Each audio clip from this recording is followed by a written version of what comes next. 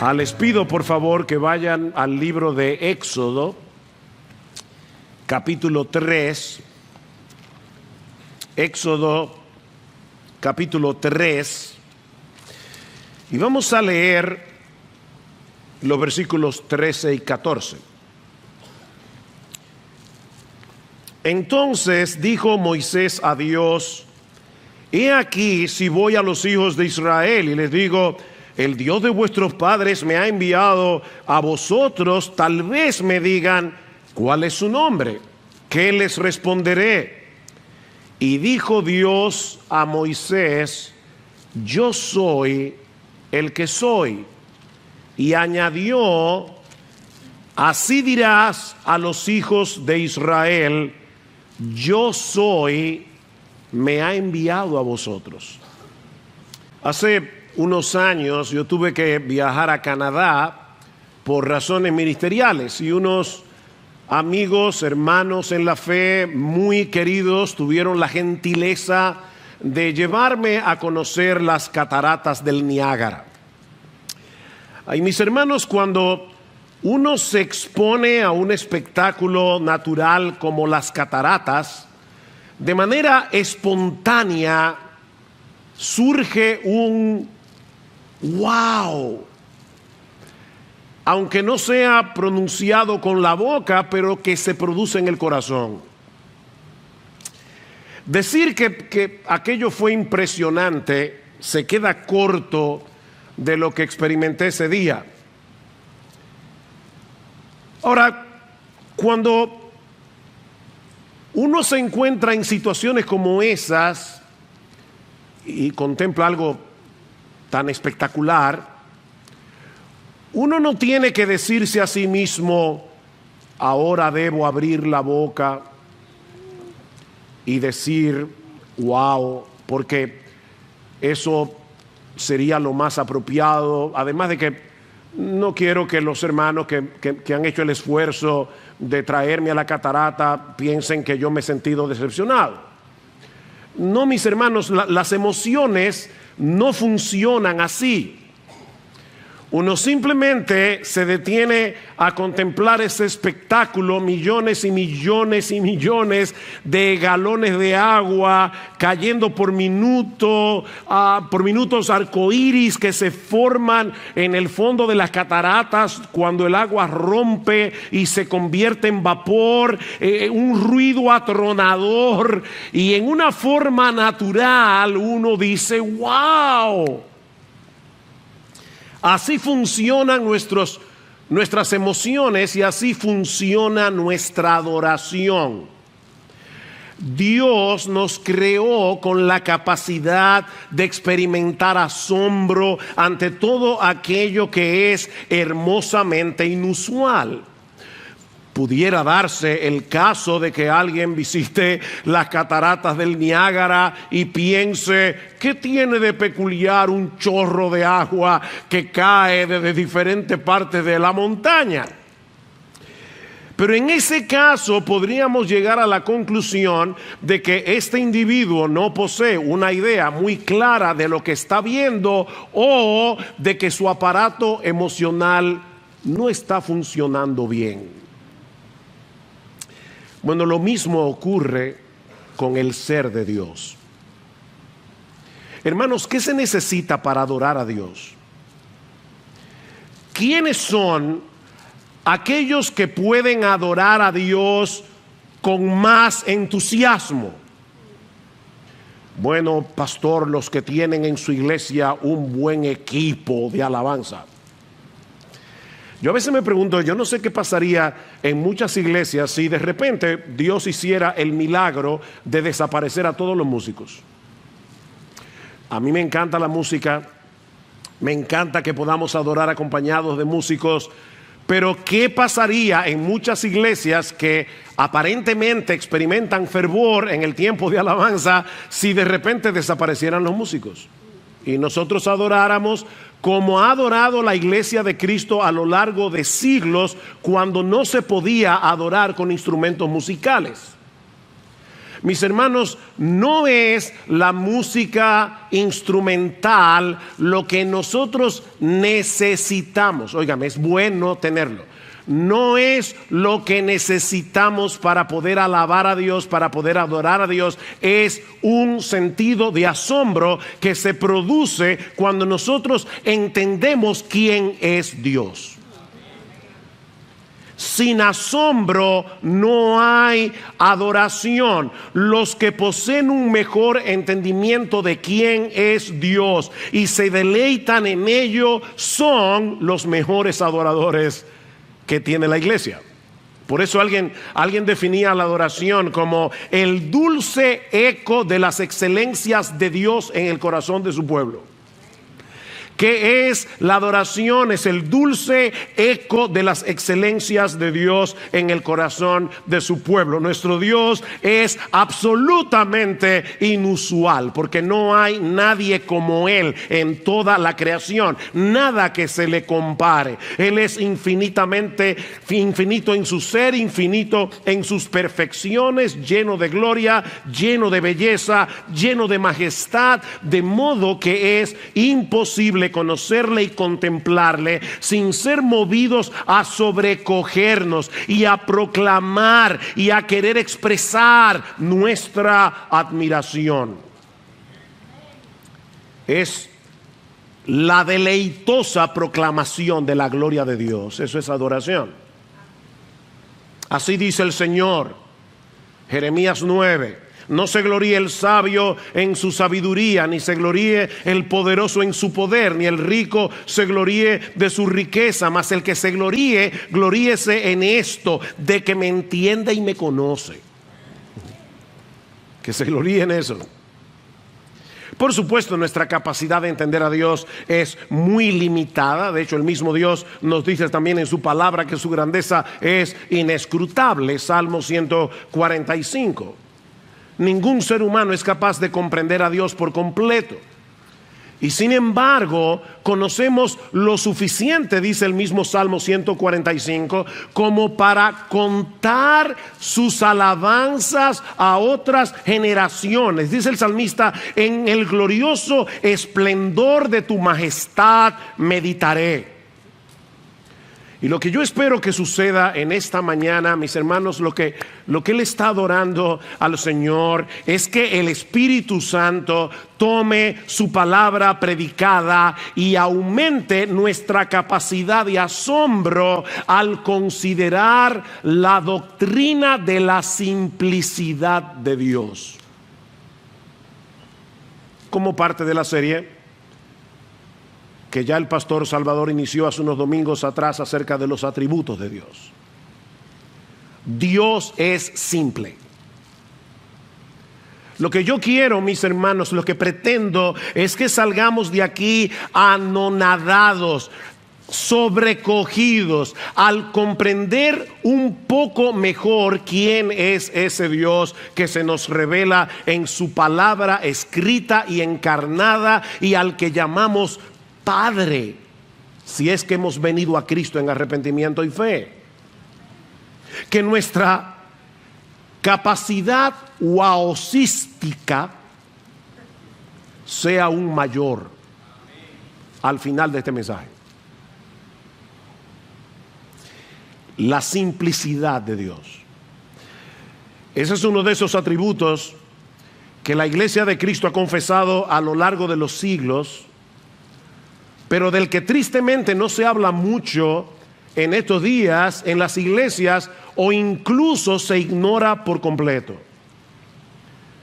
Es muy probable que muchos creyentes nunca en su vida hayan escuchado hablar de la simplicidad de Dios.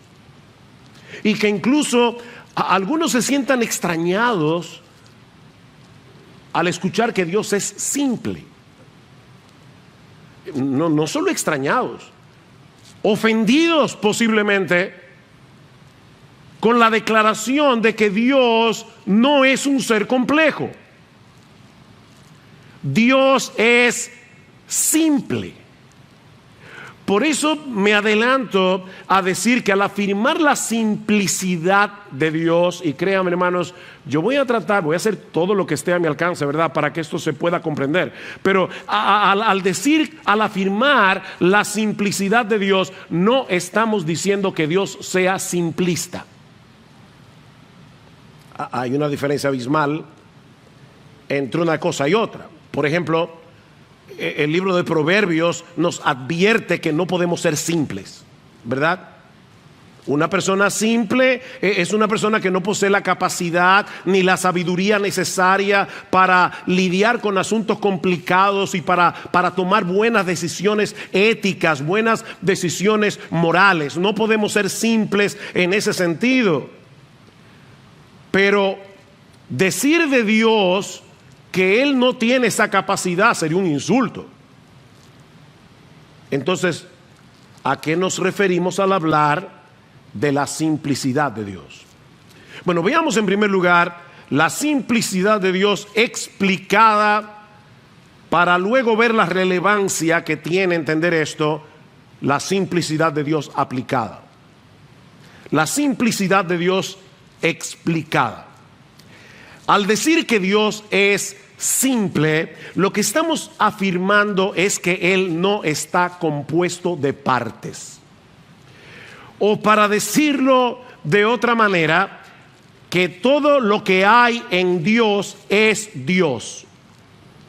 No hay nada en Dios que no sea Dios.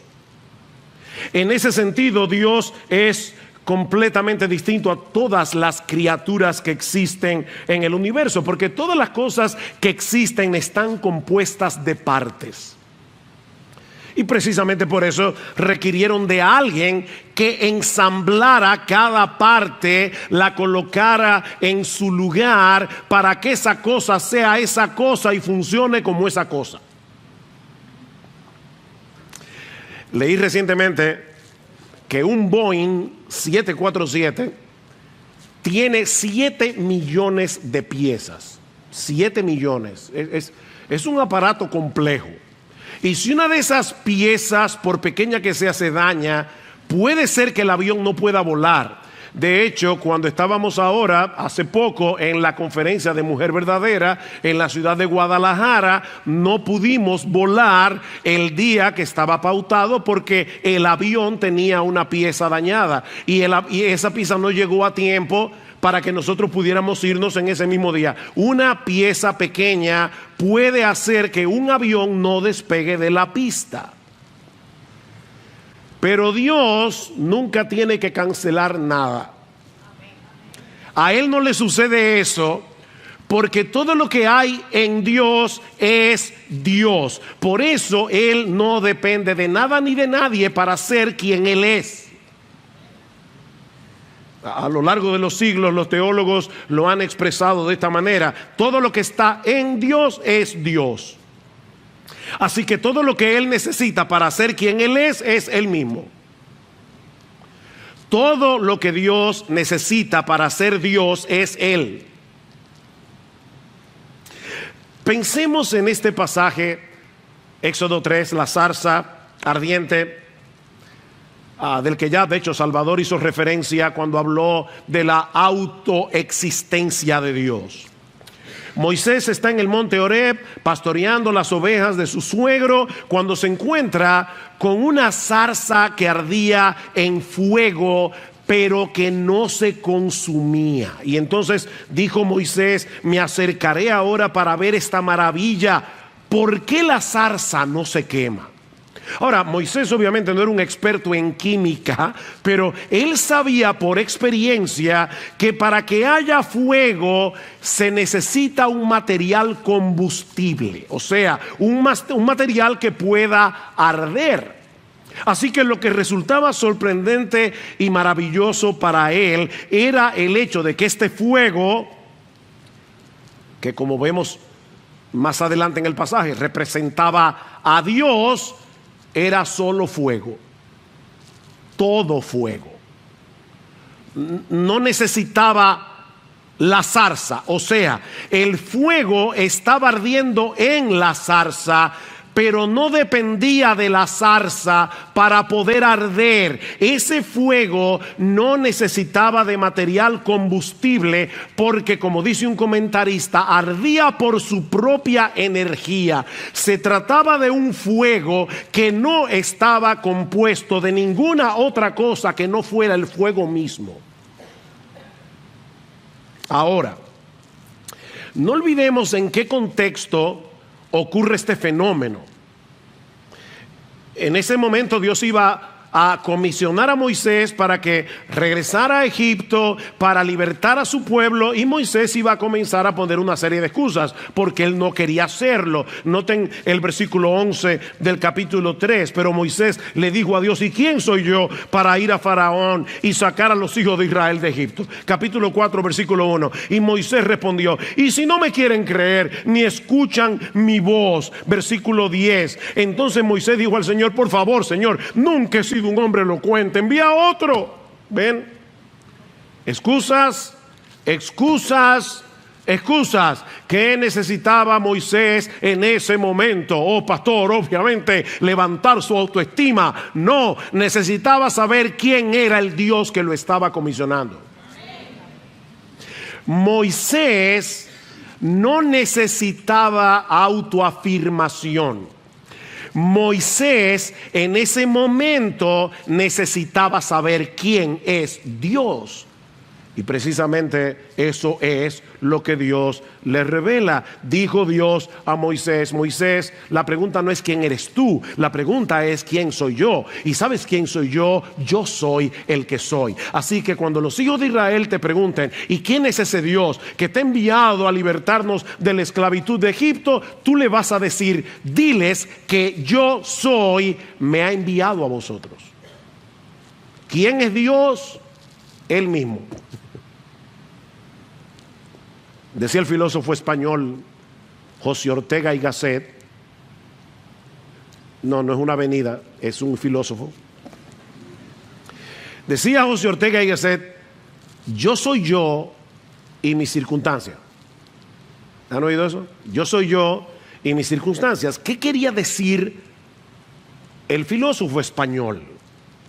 Bueno, lo que él está diciendo es: mi yo es solamente un ingrediente, una parte de mi vida, porque también están mis circunstancias, el medio en el que se ha desarrollado mi existencia. Eso también tiene que ver con quién soy yo. Pero en el caso de Dios, Él es quien Él es. Las circunstancias no juegan ningún papel. Así como el fuego de la zarza no necesitaba ninguna energía fuera de sí mismo para arder, Dios no necesita de nada fuera de sí mismo, ni para existir, ni para ser feliz. Y era ese Dios autosuficiente, absolutamente independiente, la fuente de todo ser y de toda vida, el que estaba enviando a Moisés a liberar al pueblo. Dios no necesitaba a Moisés para hacer su obra, pero todo lo que necesitaba Moisés era a Dios. Dios no necesitaba a Moisés, ni a ti, ni a mí, ni a nadie. Pero tú, yo y Moisés necesitamos a Dios. ¿Se dan cuenta, mis hermanos, que esta no es una enseñanza meramente académica que deba reservarse únicamente para los teólogos? Esta es una verdad esencial acerca del ser de Dios que los creyentes necesitamos conocer para alimentar nuestra confianza y nuestra admiración por Él. Nuestro Dios es quien Él es, porque todo lo que hay en Dios es Dios mismo. Él no está compuesto de partes. Ahora, consideremos por un momento, primero, lo que eso implica en cuanto a los atributos de Dios, y en segundo lugar, lo que eso implica para la doctrina de la Trinidad. Los atributos de Dios. La Biblia dice que Dios es amor, santidad, justicia, bondad, omnipresente, omnipotente, omnisciente, eterno, inmutable y todo lo demás. Pero eso no quiere decir que cada uno de esos atributos sea una parte de Dios. Como si Dios estuviera compuesto de un 30% de amor, 20% de santidad, 20% de justicia, 30% de poder. Los atributos de Dios, y créanme hermanos, ténganme paciencia, ustedes van a entender en un momento por qué esto es tan importante. Los atributos de Dios no son una parte de su esencia, sino que la esencia simple de Dios es todo eso en sí misma: amor, bondad, santidad, justicia, omnipotencia, etc. Tal vez nos ayude a hacer una comparación aquí. Seguramente todos nosotros hemos conocido a personas que son sabias y a personas que no lo son. ¿Sí o no? Sí. Bueno, la sabiduría no es una parte esencial de nuestra humanidad. O sea, se puede ser humano y no tener ni una pizca de sabiduría. ¿Sí o no? Sí. Se puede carecer de bondad. Hitler era ser humano, y Stalin, y Lenin, y Pol Pot, y Mussolini. Eran seres humanos, porque la bondad no es un atributo esencial de la humanidad. Pero no en el caso de Dios. Él no puede perder ninguno de sus atributos, porque cada uno de ellos es parte de su esencia única y simple. Por eso es que la Biblia dice en 1 de Juan capítulo 4 versículo 8 que Dios es amor. Dios es amor. No es que Dios tiene la capacidad de amar, no es que Dios ama, no, es que la naturaleza misma, la esencia misma de Dios es amor. El amor realmente es Dios, y Él ha dado al hombre la capacidad, por ser hechos a la imagen y semejanza del Señor, de poder amar relativamente, pero Él es absolutamente amor. Él es luz. No es que Él tiene santidad, es que Él es la santidad. Y lo mismo podemos decir del resto de sus atributos. Por eso decía el teólogo Sinclair Ferguson que en última instancia Dios tiene un solo atributo: su divinidad. Uno solo. ¿Cuál es el único atributo de Dios? Que Él es Dios. Y Dios, en su esencia, es todo eso: amor, santidad, justicia, poder. Otro ejemplo que puede ayudar. Pensemos en un rayo de luz pasando por un prisma. Como probablemente ustedes saben, en 1666 el matemático y científico británico Isaac Newton descubrió que si un rayo de luz pasa a través de un prisma de vidrio, se dividía en los 7 colores del arco iris: rojo, naranja, amarillo, verde, azul, índigo y violeta. Ahora fíjense, esa luz blanca ya contiene dentro de sí todos esos colores, pero la identidad individual de cada uno de ellos no se hace visible hasta que pasa a través del prisma. El prisma separa los colores y nos permite apreciarlos, pero en realidad, no lo olviden, es un rayo de luz blanca. Bueno, mis hermanos,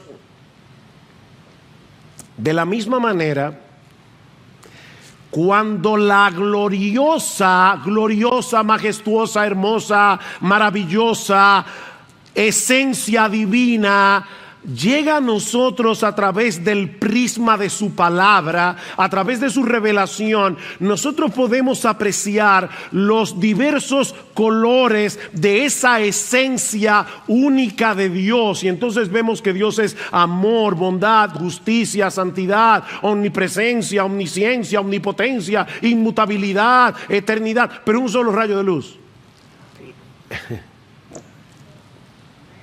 Por eso Agustín de Hipona hablaba de la simple multiplicidad de Dios. La simple multiplicidad de Dios. Necesitamos el prisma de las Escrituras para que ese potentísimo rayo de luz de la esencia divina pueda ser apreciado en diversos colores, porque de lo contrario, mis hermanos, nosotros no podríamos entender a Dios. Tú y yo no podemos entender cómo es posible que haya un ser simple, no lo entendemos. Por eso alguien decía, un teólogo que hizo su tesis, su PhD en la simplicidad de Dios, él decía, no hay una cosa más complicada que explicar la simplicidad de Dios. Eso rompe la cabeza de cualquiera. No podemos entender eso. Todos esos atributos son una parte esencial de su naturaleza. Es precisamente por eso, mis hermanos, que Dios es inmutable. Dios no cambia. Y otra vez, nos ayuda a pensar en nosotros los seres humanos. Una persona puede en un momento dado comportarse con cierta bondad y en otro momento dado ser un mezquino. Nosotros no somos lineales. No siempre somos todo amor, toda bondad, toda compasión. Porque recuerden, la bondad no es una parte esencial de nuestra humanidad. Pero Dios no puede dejar de ser bueno. Es imposible. Si Dios dejara de ser bueno, se autodestruyera. Porque es que la esencia de Dios, la única que Él tiene, es bondad, es santidad, es amor, es justicia, es poder. Dice el salmista en el Salmo 90, Señor, tú nos has sido refugio de generación a generación, antes que naciesen los montes y formases la tierra y el mundo, desde el siglo y hasta el siglo, desde la eternidad y hasta la eternidad, tú eres Dios. Tú eres en eterno presente, tú eres Dios. Él siempre es el mismo. Dios no puede ser menos de lo que es, ni tampoco más. Si yo le dijera a mi esposa, la quiero piropear, y le digo, hoy tú eres mejor que cuando nos casamos, sería un piropo. Si tú le dices a Dios que Él es hoy mejor que ayer, es un insulto. Ustedes no se han dado cuenta que a ningún salmista se le ocurre alabar a Dios y decir, wow, Señor, tú ahora eres mejor. Es que Dios no puede ser mejor de lo que Él es ya. Es imposible, porque Él ya es absolutamente bueno, absolutamente amoroso, absolutamente santo, absolutamente justo, absolutamente.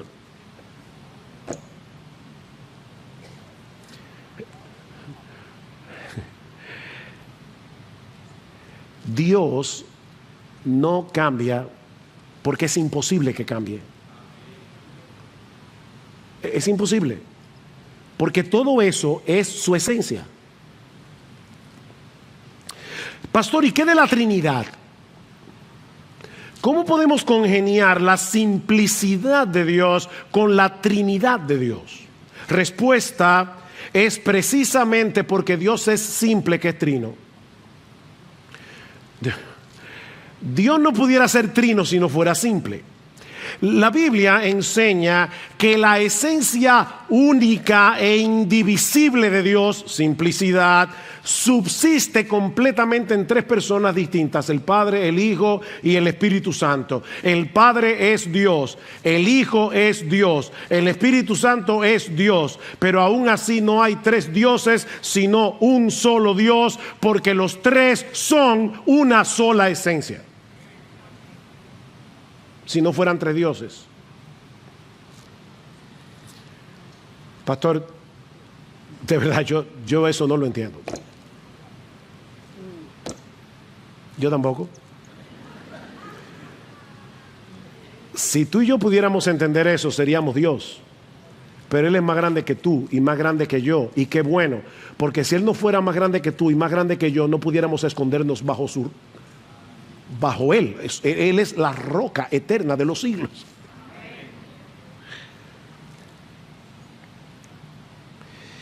Jamás podremos entender con nuestra mente finita la Trinidad de Dios, pero esa es una verdad que Dios ha revelado en su palabra. Ahora, eso no significa, y aquí es que viene la parte importante, que Dios está compuesto de tres partes llamadas Padre, Hijo y Espíritu Santo. Un tercio el Padre, un tercio el Hijo, un tercio el Espíritu Santo. Como si cada una de las personas de la Trinidad poseyera un tercio de la esencia divina. De hecho, una vez escuché a alguien lamentablemente decir que la Trinidad, eso es fácil, se puede comparar con el huevo. O sea, el huevo tiene cáscara, yema y clara. La cáscara en sí misma no es el huevo, ni la yema en sí misma es el huevo, ni la clara en sí misma es el huevo. Es el huevo. O sea,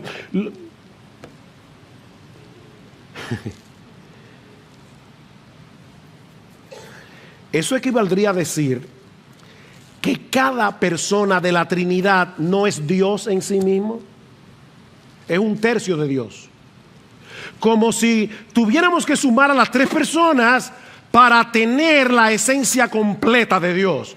No, cuando hablamos de la Trinidad, lo que en realidad estamos diciendo es que cada una de las personas comparte igual y plenamente la esencia única y simple de la divinidad.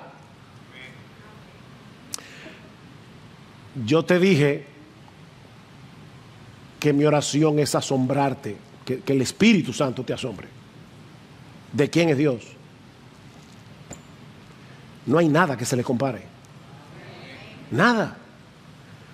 Deuteronomio 6:4, escucha Israel, el Señor es nuestro Dios, el Señor uno es. Sorprendentemente, ese es uno de los textos favoritos de los musulmanes y de todos los que niegan la doctrina de la Trinidad. Pero lo que ese texto significa no es que Dios es una singularidad matemática, que hay una sola persona que se llama Dios, sino que como Dios es único, porque hay una sola esencia divina, Él y solo Él debe ser el objeto de nuestros afectos y de nuestra adoración. Por eso el texto sigue diciendo: el Señor nuestro Dios, el Señor uno es, y amarás al Señor tu Dios con todo tu corazón, con toda tu alma y con todas tus fuerzas. La devoción y la lealtad de nuestro corazón, de nuestra alma, no puede estar dividida porque existe un solo Dios.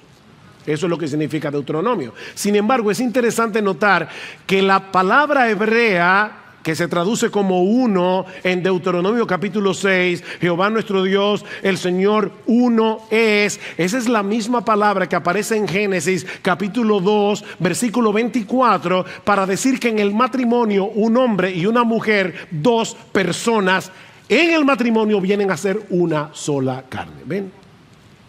No es una singularidad matemática. Son dos personas que forman una sola carne. Bueno, en la Trinidad son tres personas que subsisten en la única y simple esencia de Dios. Así que Dios es uno y es tres, pero en dos sentidos diferentes. Él es uno en cuanto a su esencia, porque solo hay un Dios, no tres. Pero Él es tres con respecto a las personas, porque son el Padre, el Hijo y el Espíritu Santo. Repito, mis hermanos, eso es un misterio que no podemos comprender plenamente, pero es una doctrina revelada que debemos creer. Pastor, ¿y por qué eso es tan relevante? Bueno, ya hemos visto la doctrina de la simplicidad explicada. Vemos ahora la doctrina de la simplicidad aplicada. Y créame, tuve que debatirme en cuanto a cuántas aplicaciones traer. Voy a limitarme a 4. En primer lugar, porque nuestro Dios es un ser simple que no depende de nada ni de nadie para su existencia, para su felicidad. Podemos y debemos depender de Él en medio de cualquier necesidad y circunstancia. Nosotros somos muy débiles, somos muy necesitados. Cualquier cosa puede afectarnos de repente en una forma profunda y significativa, pero no a Dios. Nosotros necesitamos a Dios, tú necesitas a Dios, Él no necesita a nadie. Pero podemos confiar en Dios precisamente porque Él no necesita a nadie, porque Él es simple. Como ustedes saben, el viernes 12 de mayo, mi esposa y yo participamos de una celebración que fue muy importante, de mucho gozo para nosotros. Lo más lejos que yo tenía es que ese día terminaría en la emergencia de un hospital en Louisville, Kentucky, con un fuertísimo dolor de espalda. Esa fue la celebración. Reflexionando después acerca de este incidente, yo decía, Señor, de verdad yo quiero tratar de entender, yo no necesito entender, pero yo quisiera como entender por qué pasó esto, qué tú me quieres enseñar. Y varias cosas vinieron a mi mente en ese momento. Por un lado, que en este mundo caído definitivamente no existe la perfecta felicidad. No existe. Por otro lado, que siempre debo estar profundamente agradecido con mi Señor y mi Salvador cuando estaba en el momento más agudo del dolor, estaba privado del dolor. Yo solo podía pensar, mi Señor Jesucristo se hizo hombre y Él decidió tomar ese lugar, ese dolor que es infinitamente superior a este, para que yo fuera salvo. Y eso de verdad produjo mucha gratitud en medio del dolor. Por otro lado, pensé definitivamente, solo Dios puede ser nuestra completa satisfacción. Pero otra de las enseñanzas que yo saqué ese día es que solo Dios merece la gloria por todos nuestros logros, porque nosotros somos demasiado frágiles. Solo Dios merece la gloria, pero qué bueno, mis hermanos, que dependemos de un Dios absolutamente autónomo, un Dios que no necesita de nada ni de nadie fuera de sí mismo para ser quien Él es y para ser absolutamente feliz. Dice en Isaías capítulo 49, porque yo soy Dios y no hay otro Dios y nada hay semejante a mí, que anuncio lo por venir desde el principio y desde la antigüedad, lo que aún no era hecho, que digo, mi consejo permanecerá y haré todo lo que yo quiero. Ni tú ni yo podemos decir, yo voy a hacer lo que yo quiero. Porque una cosita minúscula que no se ve te puede postrar en una cama. Pero no a Dios. Podemos y debemos depender en todo de ese Dios, porque Él hace todas las cosas según el designio de su voluntad. Como dice en Efesios 1:11, su voluntad prevalecerá, mis hermanos, porque Él no necesita buscar nada fuera de sí mismo para hacer lo que Él se ha propuesto hacer.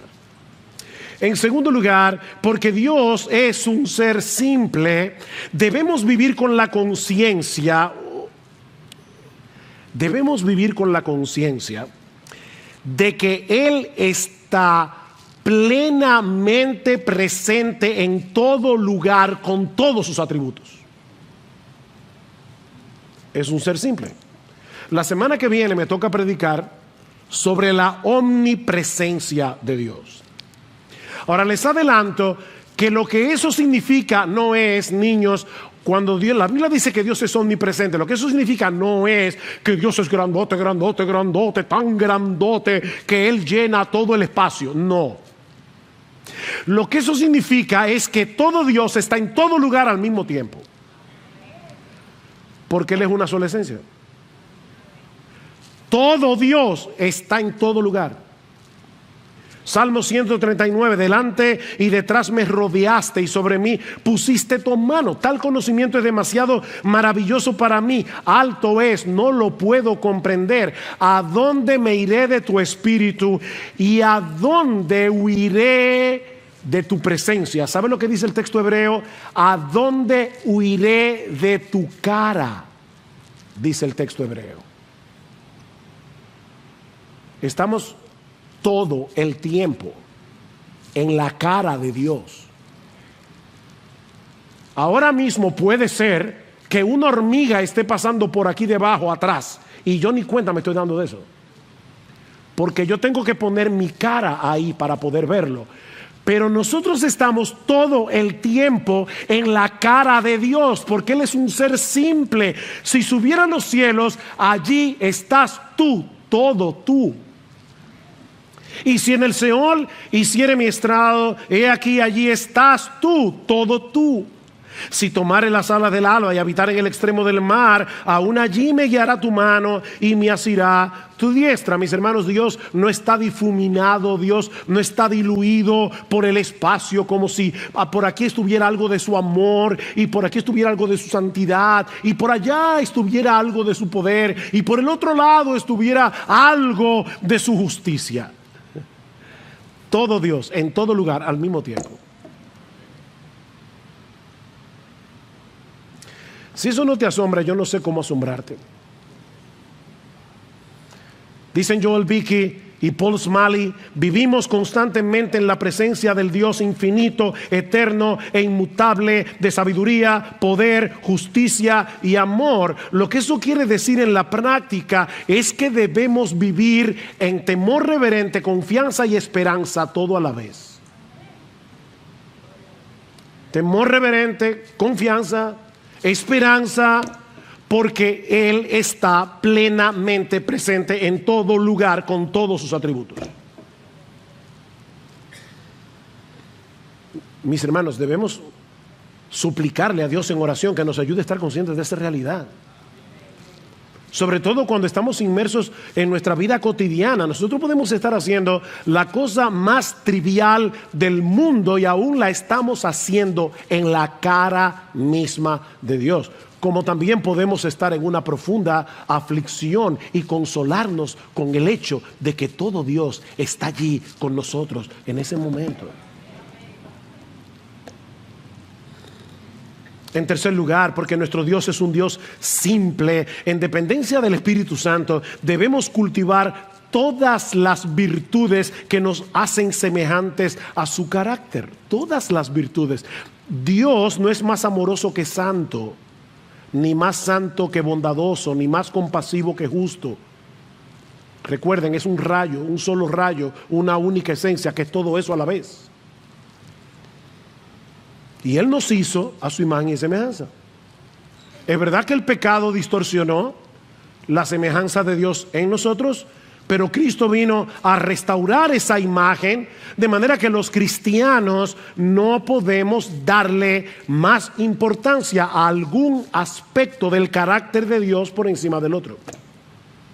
Tú no puedes decidir, yo voy a cultivar ahora el amor, y qué del gozo, y qué de la santidad, y que de la justicia. Es que tú no puedes tomar esa decisión. Es por eso que en Gálatas capítulo 5 versículos 22 y 23 se habla del fruto del Espíritu, no de los frutos del Espíritu. Es un solo fruto, porque ese solo fruto encierra todo el carácter hermoso y maravilloso de nuestro gran Dios y Salvador Jesucristo. Así que nosotros debemos crecer en amor, gozo, paz, paciencia, benignidad, bondad, fe, mansedumbre, templanza, porque nosotros queremos parecernos cada vez más a ese Dios que es una sola esencia divina. Finalmente, porque nuestro Dios es un ser gloriosa y maravillosamente simple, Solo Él es digno, solo Él es digno de nuestra más ardiente devoción, lealtad y adoración. Solamente Él, porque en todo el universo no hay nadie como Él. ¿Recuerdan cuando un escriba le preguntó al Señor: ¿y cuál es el primer mandamiento de todos? ¿Qué hizo Jesús? Fue a Deuteronomio capítulo 6.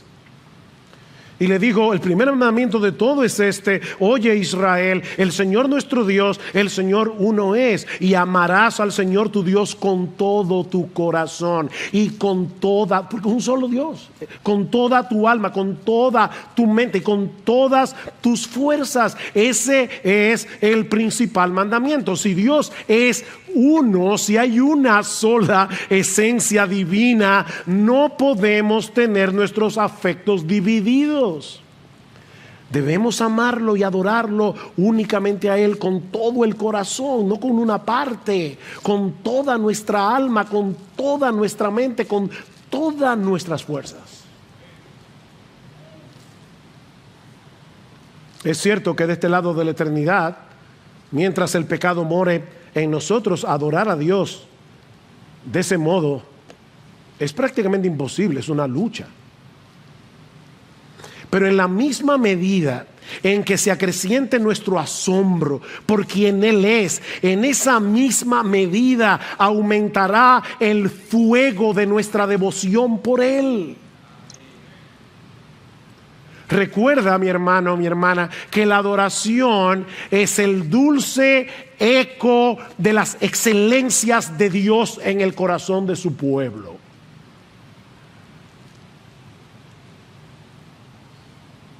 Mira, si pararse a contemplar las cataratas del Niágara o el cañón del Colorado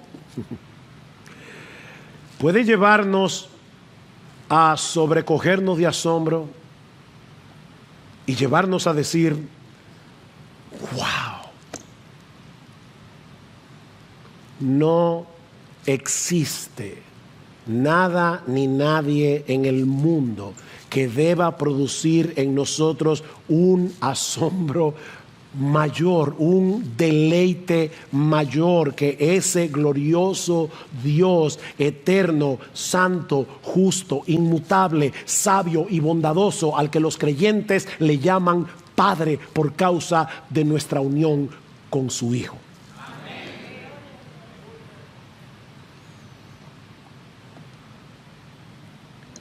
Mira, mi amigo, si tú estás aquí sin Cristo, de verdad, tú eres digno de lástima. Tú eres digno de lástima.